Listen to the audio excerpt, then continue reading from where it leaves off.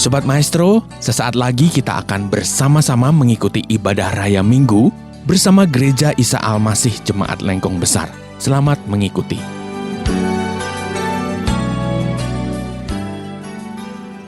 Bapa,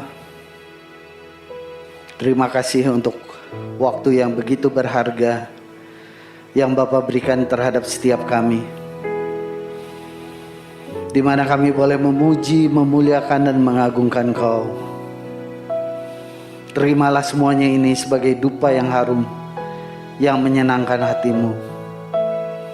Dan kalau saat ini kami rindu mendengarkan isi hati-Mu juga, berikan kepada kami sekalian hati yang lembut, baik kami yang berada di tempat ini maupun kami yang berada di tempat masing-masing yang mengikuti ibadah ini.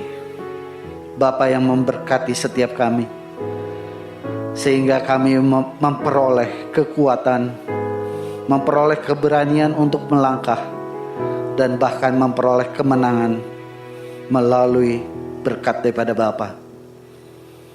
Bapa, sembunyikan hamba-Mu di balik salib-Mu, sehingga kami bersama-sama hanya melihat kemuliaan, keagungan daripada-Mu sendiri. Terima kasih Bapa, di dalam nama Tuhan Yesus kami telah berdoa. Amin. Ya, selamat siang Bapak Ibu, Shalom.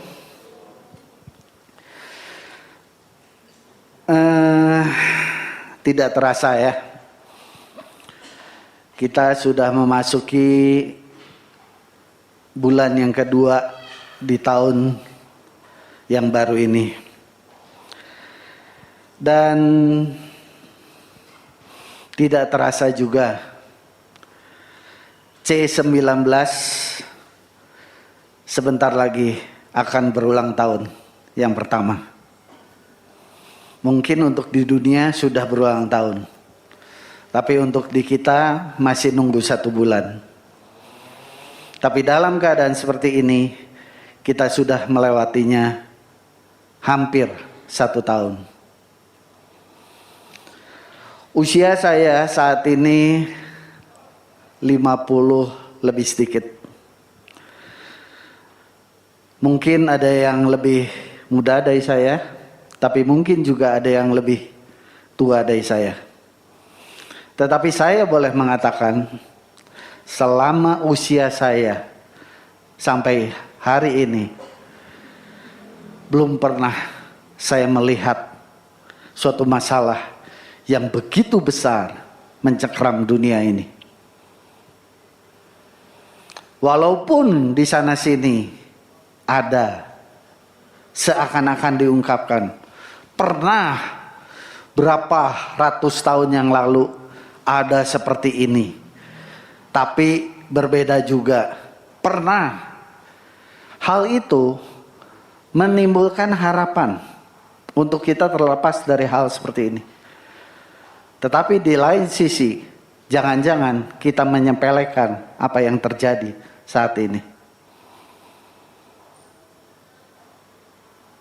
C19 belum selesai, dan kita belum tahu sampai kapan. Bahkan ada yang memprediksi kita harus bermaskeria mungkin 4 tahun lagi.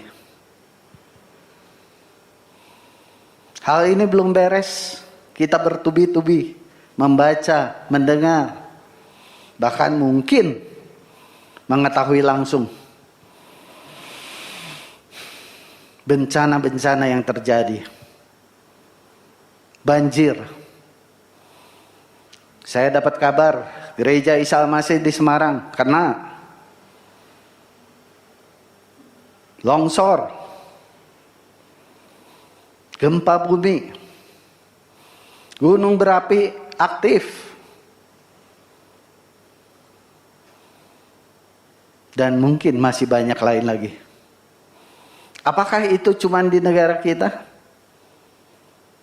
Kalau kita melihat berita internasional dan mencarinya, ternyata di berbagai negara terjadi.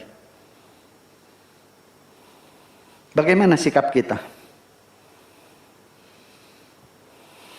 menghadapi semua yang kita tahu melalui berita, melalui kabar dari teman, bahkan mungkin kita tahu langsung? Adakah yang merubah cara pola hidup kita? Apakah semuanya ini membuat kita mendekatkan diri dengan Tuhan? Atau malah kita sibuk mencari berita dan menyebarkan berita yang juga tidak jelas?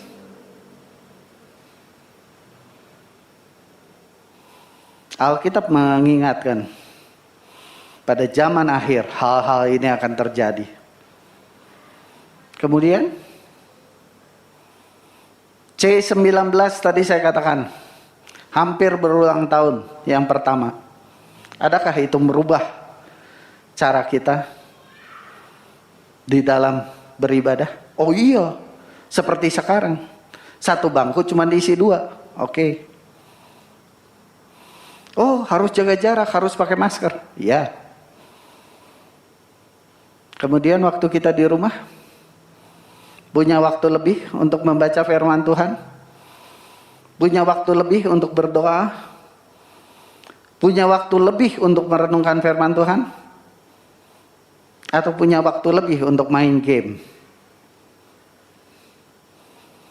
atau punya waktu lebih untuk berleha-leha. Mari, apa yang terjadi kita sikapi dengan benar.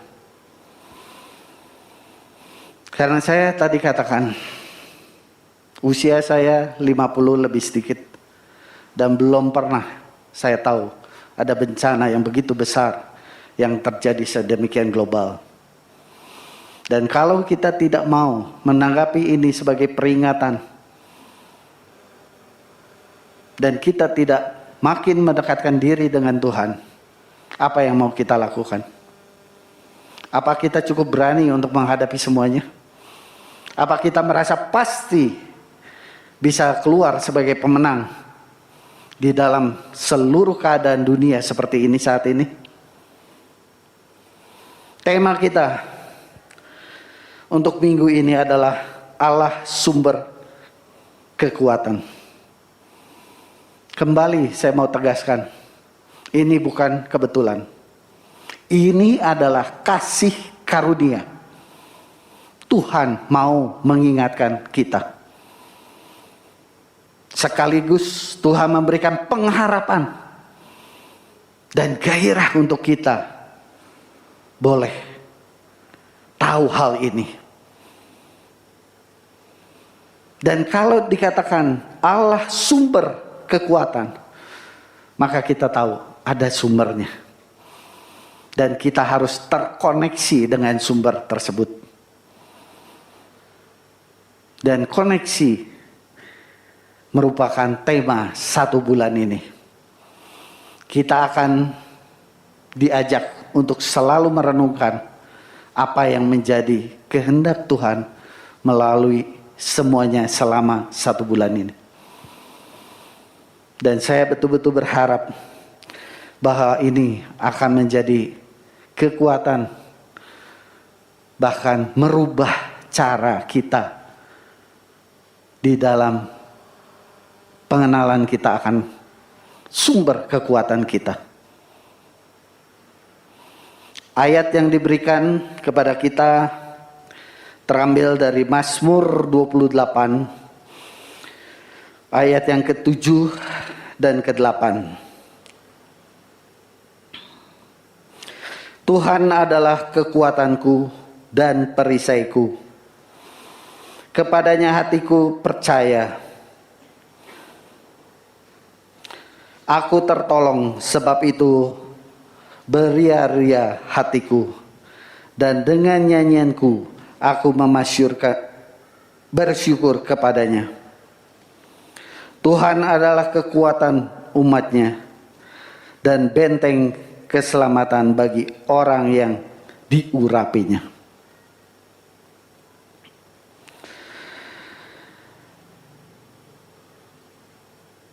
Ayat-ayat ini ditulis oleh Raja Daud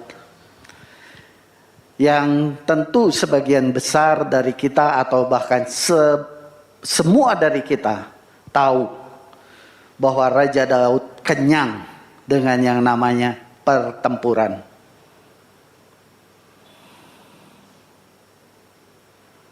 Kurang lebih usia 13 atau sampai 15 tahun Daud diurapi. Usia 15 sampai 20 tahun disitulah Daud mengalahkan Goliat. Daud menjadi pahlawan Saul, pahlawan perang yang gagah perkasa, pahlawan perang yang senantiasa berhasil. Tetapi usia 20 sampai 30 tahun Daud dikejar-kejar Saul. Dan setelah Daud menjadi raja, Daud juga sempat dikudeta. Kenyang. Urusan perang kenyang. Tapi seringkali kita membaca sepintas lalu. Bagi kita, masalah kita lebih besar daripada perang. Masalah kita, masalah ekonomi. Masalah kita, masalah rumah tangga. Masalah kita, masalah ada tidak kecocokan di dalam pekerjaan. Masalah kita adalah masalah ketidakcocokan dalam berteman. Lalu kita menganggap masalah kita lebih besar. Sehingga kita membaca apa yang dituliskan Raja Daud sepintas lalu. Tapi kalau kita sungguh-sungguh mau membaca dan merenungkannya, Daud menyampaikan ini berdasarkan apa yang dia alami. Peperangan itu bukan sesuatu yang asal-asalan. Kesalahan sekecil apapun bisa berakibat fatal. Kita bersyukur saat ini mudah melihat film. Coba kita lihat film perang. Bagaimana diekspresikannya? Ketakutan, kekhawatiran, frustrasi, stres, ketegangan yang luar biasa dihadapi mereka-mereka yang turun di dalam pertempuran. Dan ini adalah pengalaman Raja Daud. Tetapi dari pengalaman ini, Raja Daud bisa berkata, Tuhan adalah kekuatanku dan perisaiku. Secara bahasa saya menggambarkan perisai adalah setiap pertolongan yang Allah berikan di luar kita. Contohnya, kita punya masalah, kemudian kita berdoa, kemudian ada orang yang kebetulan ketemu kita dan bisa menolong kita. Atau kebijaksanaan yang berubah, atau aturan yang berubah, atau lain-lain yang terjadi di luar kita. Itu saya gambarkan sebagai perisai. Tetapi sebelum perisai, Daud mengatakan Tuhan adalah kekuatanku dan perisaiku. Kekuatanku. Kekuatanku adalah setiap pertolongan yang Tuhan berikan di dalam kita. Bagaimana Tuhan memberikan kekuatan kepada kita? Untuk kita menggunakan perisai tersebut. Untuk kita memakai perisai tersebut.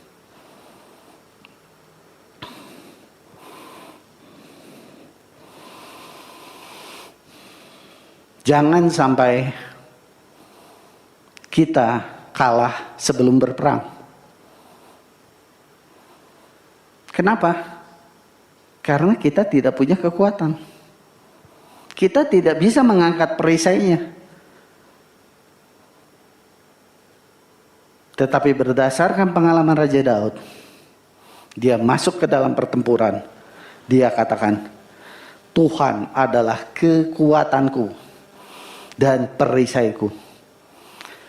Semua kemenangan yang Raja Daud dapatkan, Raja Daud kembalikan keagungannya untuk Tuhan. Karena dia benar-benar menyadari bahwa Tuhanlah penolongnya.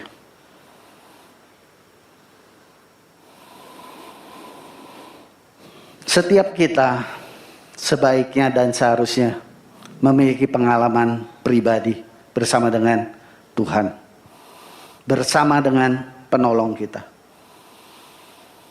Karena Raja Daud memiliki pengalaman pribadi, dia dapat menuliskan hal ini, dan hal ini menjadi berkat untuk setiap kita yang boleh membacanya. Kalau kita mempunyai pengalaman pribadi bersama dengan Tuhan, kita juga akan menjadi berkat buat setiap orang yang berjumpa dengan kita.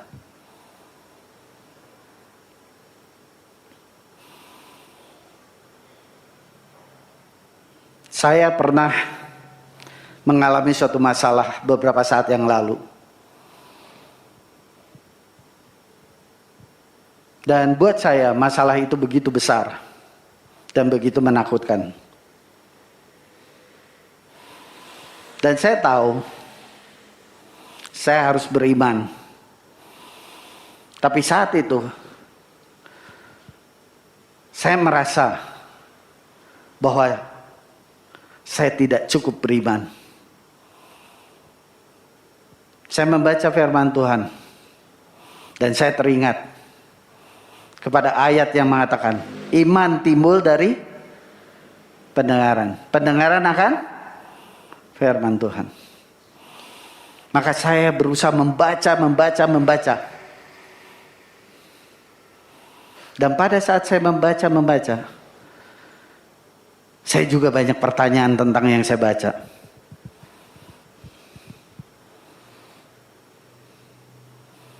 Dan itu sebabnya sampai hari ini saya juga masih menjadi murid dari Ibu Yani di tempat ini untuk PA. Karena apa? Saya rindu mengerti firman itu. Sampai hari ini saya tetap berkonsultasi. Kalau saya tidak paham tentang bagian-bagian firman Tuhan. Dan salah satunya saya berkonsultasi dengan Ibu Yani. Dan juga dengan beberapa hamba Tuhan lain. Tetapi salah satu yang menarik, yang Ibu Yani sampaikan, seringkali bukan jawaban yang saya tanya. Seringkali yang disampaikan adalah, mari kita sama-sama berdoa. Dan saya merasakan Tuhan membukakannya. Dan melalui firman yang dibukakan, iman saya makin bangkit. Dan melalui iman yang makin bangkit, saya berani menghadapi masalah saya. Saya berani melangkah menghadapi masalah saya. Dan terbukti masalah itu selesai. Masalah yang saya takutkan beres.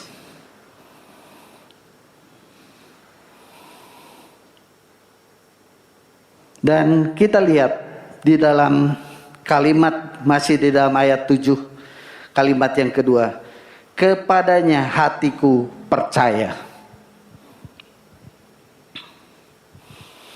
Sesuai dengan Yakobus 1 ayat 6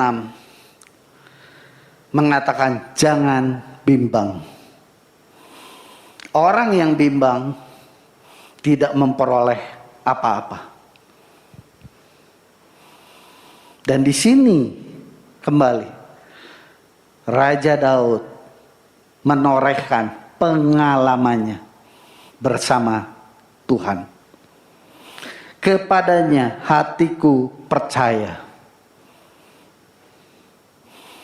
Pada saat kita percaya ada pertolongan daripada Allah, maka kita makin kuat.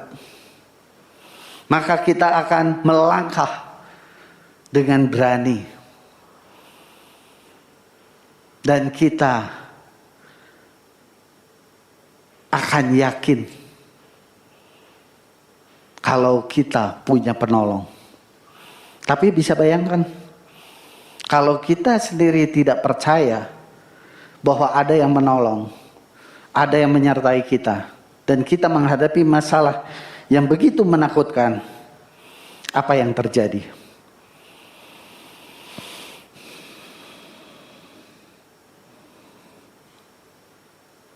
Kita akan menyerah,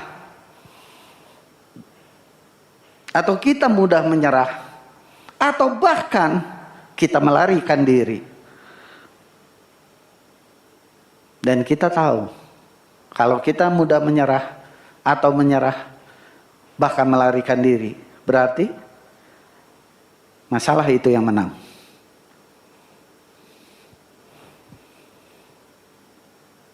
Tetapi sebetulnya Tuhan senantiasa menjanjikan pertolongan. Alkitab kita penuh dengan janji. Alkitab kita penuh dengan kekuatan-kekuatan untuk setiap permasalahan yang harus kita hadapi. Tetapi bagaimana kita tahu kalau kita tidak pernah membacanya? Atau membacanya pun sepintas lalu. Berapa lama kita punya waktu untuk membaca firman Tuhan? Saya sungguh bersyukur gereja kita memiliki program Gemar membaca Alkitab. Dan yang tahun ini luar biasa. Akan cukup memusingkan kalau kita tidak berkonsentrasi. Karena yang baru kita lewati aja dari Kejadian langsung lari ke Ayub. Nyambungnya di mana? Tapi mari, kalau kita tekun mempelajarinya, kita tekun membacanya, dan berdoa, minta Tuhan membukakan, kita akan ngerti. Gereja kita luar biasa. Nanti makin ke sana di sejarah Israel ya, raja-raja Tawari akan diselipkan beberapa pasal ya dari kitab para nabi. Nah, kita akan mengerti. Dari perjanjian lama nanti kita akan mengerti masa sunyi 400 tahun. Dan itu adalah masa yang cukup dan sangat mengerikan. Mari kita bergairah untuk membaca dan merenungkannya. Karena Alkitab firman Tuhan adalah kekuatan untuk kita. Kemudian di dalam ayat yang ke-7 masih kalimat berikutnya adalah aku tertolong, sebab itu beria-ria hatiku, dan dengan nyanyianku aku bersyukur kepadanya. Ini adalah ekspresi dari Daud yang meyakini seluruh pertolongan Allah dan mengembalikan semuanya sebagai syukur kepada Allah.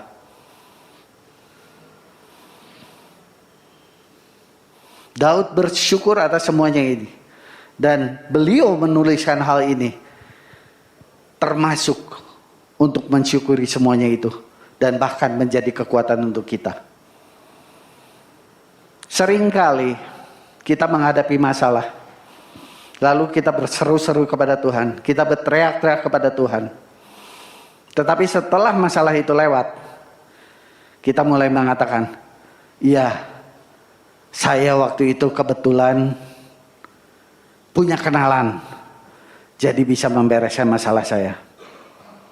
Atau mungkin kita mengatakan, saat itu kita punya uang, jadi ya kebetulan, supaya nggak terlalu sombong pakai kata kebetulan, saya bisa melewati masalah itu.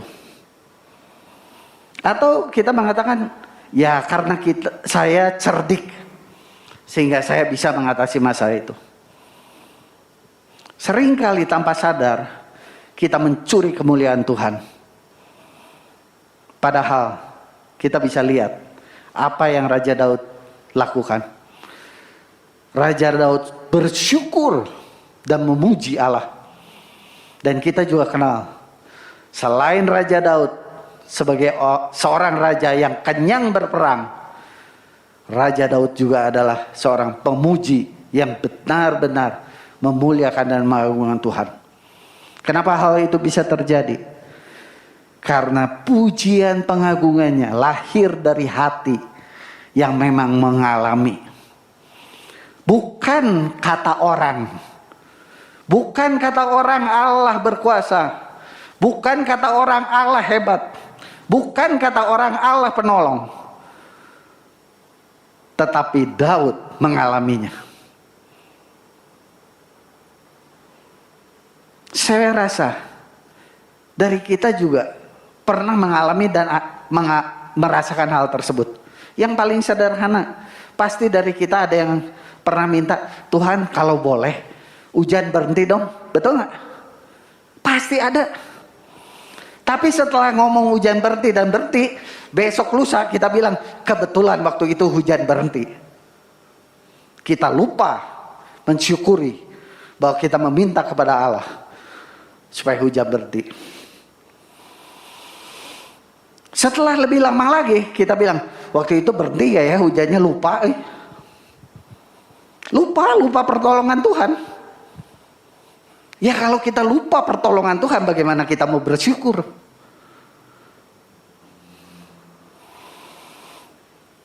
Di satu saat yang lain saya pernah katakan, catat. Setiap pertolongan Tuhan catat. Setiap pertolongan Tuhan catat. Supaya apa? Supaya kita ingat bagaimana kita harus bersyukur. Keadaan saat ini cukup menyesakan. Selain menyesakan mungkin dari segi ekonomi, dari segi belajar, yang biasanya sekolah, sekarang di rumah aja. Orang tua stres, anak juga stres. Atau ya menyesakan dalam hal-hal lain. Tapi yang pasti saya juga sesak dengan hal ini. Masker ini membuat luar biasa ya. Tapi jadikan hal ini suatu peringatan buat setiap kita. Setiap kali kita merasa sesak dengan masker ini, bersyukurlah. Karena kita punya Allah, sumber pertolongan kita. Setiap kali kita merasa lelah dengan masker ini, mari kita syukuri bahwa Tuhan Allah bersedia menjadi penolong kita. Dan tinggikan dia setiap saat, agungkan dia setiap saat. Karena hal itu yang bisa menjadi kesaksian. Dan hal itu bisa merupakan penginjilan yang paling efektif. Kalau kita seringkali mengatakan bagaimana cara menginjili, bagaimana menyampaikan kasih Tuhan. Kasih Tuhan yang paling efektif yang bisa kita sampaikan adalah setiap pertolongan Tuhan kepada kita. Karena kita mengalaminya. Jangan mencurinya dengan keinginan kita sendiri. Tapi mari kita mengagungkan Tuhan. Seperti yang tertulis di dalam Mazmur 28 ayat yang ke-8. Tuhan adalah kekuatan umatnya dan benteng keselamatan bagi orang yang diurapinya. Semua pujian syukur Raja Daud kembalikan kepada Tuhan. Raja Daud benar-benar mengagungkan Tuhan. Raja Daud menyadarinya setiap pertolongan itu datang dari Tuhan. Dan kalau tadi dikatakan sumber, maka kita harus terkoneksi senantiasa dengan sumber tersebut. Seperti dikatakan di dalam Yohanes 15 ayat yang ke-8. Yohanes 15 ayat yang ke-8. Akulah pokok anggur dan kamulah ranting-rantingnya. Barang siapa tinggal di dalam aku ia berbuah banyak. Sebab di luar aku, kamu tidak dapat berbuat apa-apa. Betul? Betul? Betul? Yuk kita baca sekali lagi. Akulah pokok anggur dan kamulah ranting-rantingnya. Barang siapa tinggal di dalam aku, ia berbuah banyak. Sebab di luar aku, kamu tidak dapat berbuat apa-apa. Betul? Saya melewatkan. Nah, ya. Yang betul adalah akulah pokok anggur dan kamulah ranting-rantingnya. Barang siapa tinggal di dalam aku dan aku di dalam dia.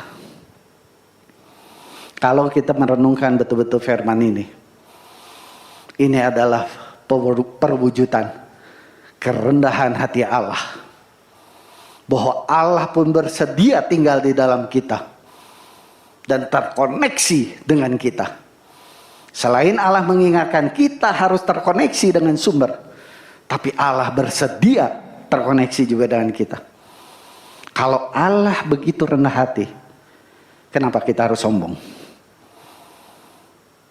Kenapa kita harus melupakan kasih Allah? Kenapa kita harus melupakan pertolongan Allah? Sehingga akhirnya yang rugi kita sendiri. Dengan kita melupakan pertolongan Allah, kita sendiri menjadi khawatir. Mari kita menyadari dan percaya bahwa Allah sumber kekuatan kita. Dan semuanya ini kita yakini dan alami dengan segala kerendahan hati. Sehingga kita boleh juga menjadi saksinya dimanapun kita berada. Amin. Tanganmu.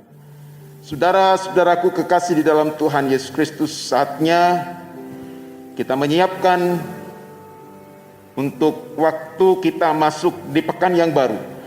Berjalan dalam jalannya dan tidak menyimpang ke kanan ataupun ke kiri. Siap menjadi utusan Tuhan untuk menjadi saksi dimanapun kita berada. Arahkanlah hatimu, tadahkanlah tanganmu, dan terimalah berkat daripada Tuhan. Terimalah berkat-berkat yang sumbernya itu datang dari Allah Bapa kita, di dalam kasih sayang yang tidak pernah pudar dan lapuk oleh apapun, dalam nama Yesus. Di dalam persekutuan dengan Roh Kudus yang setia akan menyertai di setiap langkah kehidupanmu mulai daripada siang hari ini, bahkan Maranatha. Ia datang yang kedua kali, ia menjemput setiap kita di awan-awan yang permai. Tuhan memberkati dan melindungi engkau. Tuhan menyertai engkau dengan wajah yang beri kau kasih karunia. Tuhan menghadapkan wajahnya kepadamu dan memberi engkau damai sejahtera. Setiap kita yang mengasihi Tuhan bersama berkata, amin. Sobat Maestro, Anda telah mengikuti ibadah Raya Minggu bersama Gereja Isa Al-Masih Jemaat Lengkong Besar. Terima kasih atas kebersamaan Anda. Selamat hari Minggu dan Tuhan Yesus memberkati.